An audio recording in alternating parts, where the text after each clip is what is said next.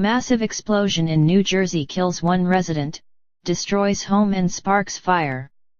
One person has died and 6 others have been injured after a gas pipe exploded in a housing complex in Ewing, New Jersey.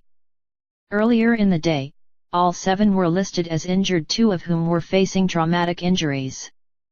The identity of the fatality has not been released and no updates have been given about the other injured parties. The number of injuries continued to rise after the explosion happened at around 12:50 p.m. on Tuesday. And the 7 injured people were taken to various outposts of Capital Regional Medical Center. Ewing Township Police Lieutenant Ron Lunetta announced that 5 of the injured individuals are public service workers and the other 2 work for a contracting company hired to deal with the PSE&G gas line. Henkels & McCloy, a private contractor that does work for public service all the time, was digging in that area, Lieutenant Lunetta said. He said that earlier in the day, they had called in a report that they had struck something. "We're not sure how it happened. It's a pretty horrific scene down there," Lieutenant Lunetta said. The utilities workers were trying to fix a gas line when the explosion occurred at the development in Ewing, outside Trenton. The flames could be seen as far as 24 miles away.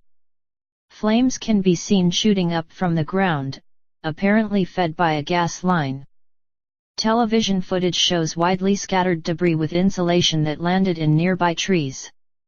The blast caused the area to shake and, given the development's proximity to Newark International Airport, some thought that there had been a plane crash.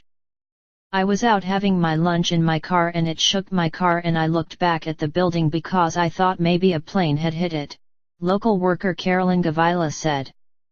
"Then I watched the windows as they shook. I just sat there and I looked all around and it was quiet." Annette Hicks, a spokeswoman for PSE&G Utility, says the company is investigating at the site of the explosion and couldn't comment yet on a possible cause or whether workers were injured. A police dispatcher in Ewing says there is no immediate word on a cause. The explosion took place half a mile away from Lohr Elementary School and the students have been held inside by administrators until the area is deemed safe. There were no problems inside the school.